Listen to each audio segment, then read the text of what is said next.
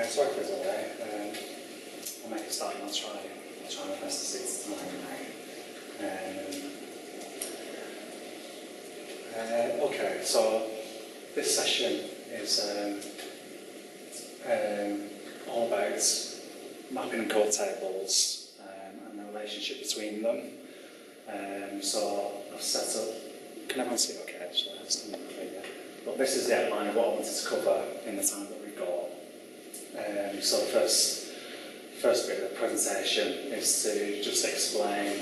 I'll give an overview of what code tables are, what mapping tables are, and how they interlink, how they relate to each other. From there, I'll move on to what I've called the core system tables. So things that you control through the institution wizards, the mapping and code tables that control the core of the system, really, your institution settings, your library system settings, and the base URLs for those. And at that point, I'll hopefully get to our back office and show you how you get to those through the ongoing configuration wizards. I'll then cover a little bit about normalization mapping tables, and then some of the other key tables, all packed by Primo, static facets, and for the code tables, most of those are front-end code tables, so just do an overview of what they cover and what they control.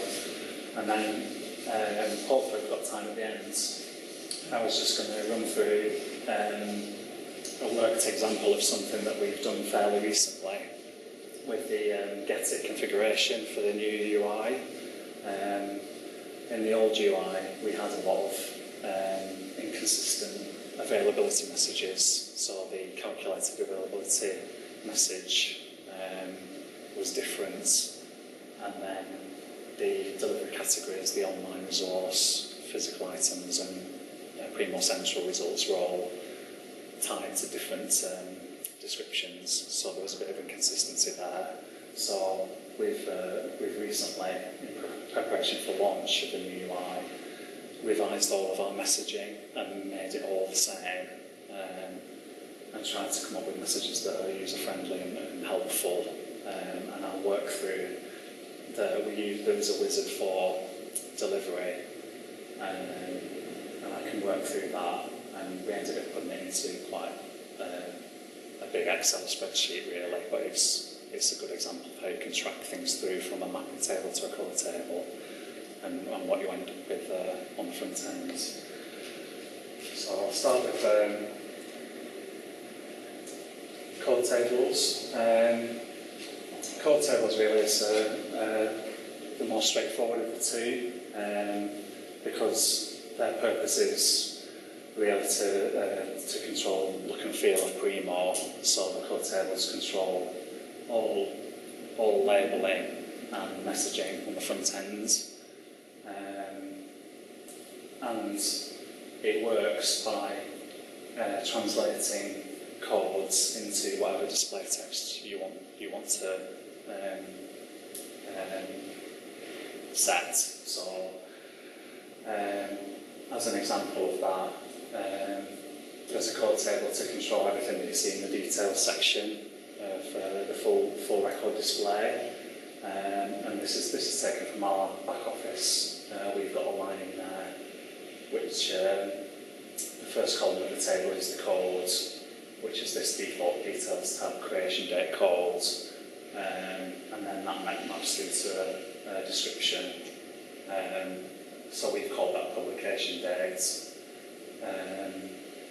And once you set that and deploy, it ends up on the front end. So we've just got the publication date label against the publication date of this print book. But that label can change really easily just by finding that line again. We did change this one. This is another exercise we've been through with the new UI to review some of our labelling, because that was called creation date before, and we changed it to publication date because our cataloguing librarian thought that was a more accurate description, so we changed that. So I think we probably left it as the default and never reviewed it until we had another look at it. So that's an example of something that can be changed quite quickly and shows up straight away on front ends. Code tables. When I was checking through the back office yesterday, I could see that you can. There's a facility to export all code tables into Excel, and you can do the export import. So you can take out all code tables out, change them, and import them back in again. But as far as I could see, you can't do that for individual tables. The useful thing about code tables, the old code tables page, is you can search from there, which is really useful. Either by the table name, the code, or the description. And the one we use a lot now is description. So it's a really good way of targeting where that label is in Primo, because often it's in more than one. It could potentially be in more than one place. But as long as you know the name of the label, you just type it in search and it comes back with the tables that it's found it in. So that's really useful. The defaults at the beginning of the string of the codes can be replaced with different view codes if you want to do that. So far we haven't done that at Nottingham. We have got two views. We've got a main view and we have a view that's specific to our OPAC terminals, because we still have OPAC terminals in the libraries, and they wanted a stripped down version that just searched that left, and they just wanted it stripped down. So we've got two live views, and you can differentiate between the two if you want to, and apply different labels to different views. And it does allow you to do that by adding your view code at the beginning of the line. Mapping tables control the core system configuration, and I think I've got different examples here of what they're used for, but I'll run through when I go into more detail about some of the tables that are in Primo. The mapping tables vary. The different groups of mapping tables do different things. So you've got the core system, institutional settings, you've got tables for OPAC by Primo, and the mapping tables work with the normalisation rules to control what's written into your PNX records, and then from there, what Primo delivers to the user, what links it decides to use, what fields it decides to display. So as an example of that,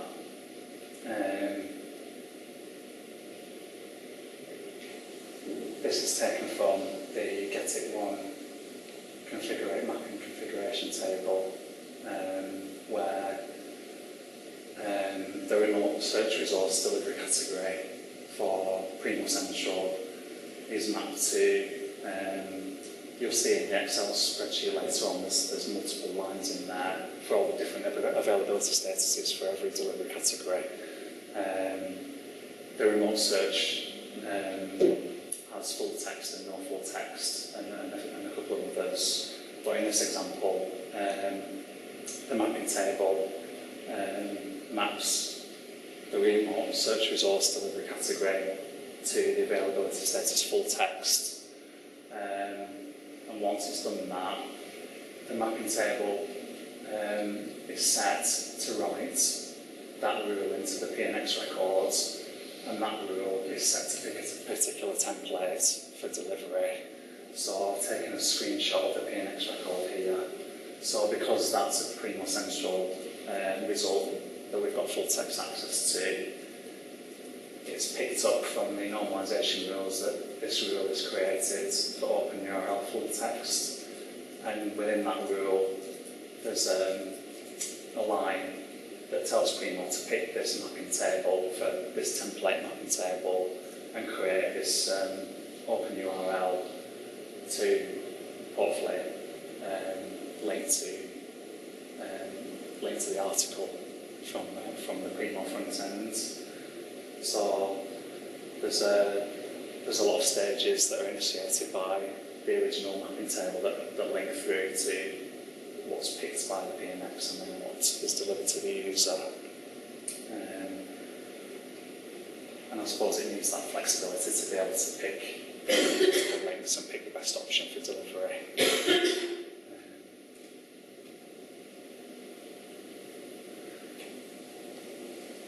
Yeah, the mapping tables are different to the code tables in that you can do a search just for the table name, but you can export individual tables to Excel, which is a useful thing to do, to work offline, really. Which I find to be, definitely, if you're looking across more than one table, it was much easier to work offline and try and navigate around the back office all the time. Values in mapping tables are also used by code tables to map a Primo function to a code and then to a label. So as an example of that, there's a mapping table called location item contents, and this controls the for physical items, the labelling that appears on the front ends. When a user finds a physical item and they get on the new UI, they get a full details screen with information about the item. You can set which fields display in the brief display and then the expanded display. And this is an example of how that tracks through from a mapping table to a code table. So this first line is taken from this mapping table. So we've set this particular field to use the secondary location name. These are all packed by Primo tables. And the secondary location name we've called collection. So we've got our primary locations, which are the main library locations, and at Nottingham, probably most of the libraries we've got various collections within the libraries, particularly in our manuscripts and special collections department. They've got lots and lots of different self-contained collections. So this uses both the mapping table and the code table, and it uses the same. I suppose the point I was trying to explain is it uses the same values. So this line is repeated from the mapping table in this equivalent code table, and then the final stage is to give it a label. So this is where, and this is common in Primo, that everything has to match, and sometimes that's quite a difficult thing to unpick if it goes wrong. You're having to track back and see where you've made it. It could just be a typo, I suppose, and it doesn't work, and you're scratching your head trying to figure out why it's not worked. But as long as they match up exactly like this and use exactly the same code, then it should show up on the front end. And this is a screenshot, this is the new UI. So we've set fields here for loan status, class mark, the fact it's not for loan, and then the barcode number, and then we've added a collection as well as an important field for users to see.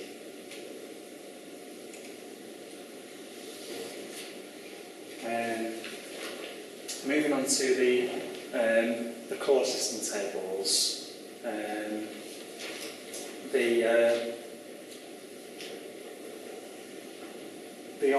there's an ongoing configuration wizard in Primo with different wizards in there. The first one is the institution wizard, and that is where you set up all of your core settings for the system. So it's one page, or there's a first page and then there's a second page for your setting your IP range. And on that first page, everything you enter onto that screen, once you deploy the institution wizard, it pushes everything through into mapping tables. And I've just listed all of the mapping tables that are updated through that wizard. We still use MetaLib, so we've got our MetaLib institution code details in there, and BX, we've got BX as well. Primo Central, your Primo Central ID, your ILS institution codes, and your base URLs for your systems. So we've got user-proxy, LF, which is still our ILS, SFX, there's a link resolver, and we've got details of the LF API address in there as well, to use all packed by Primo. The last bit of that institution wizard is all of your setting up all your library names in the system, and that pushes all of that information through into those mapping tables. The majority of these mapping tables, once you go to the mapping table, the all mapping table page, they're read-only. So I think there may be a couple that aren't. You can alter from the mapping tables page, but the majority are read-only. So if you want to change any of those, you have to go back to the institution wizard again and do it from there. You can't go in, or we can't anyway, go in and customise any of those or edit any of those anywhere else. There are some other wizards. I'm just wondering if I can get. I'll try and log on to my back office so I can see it.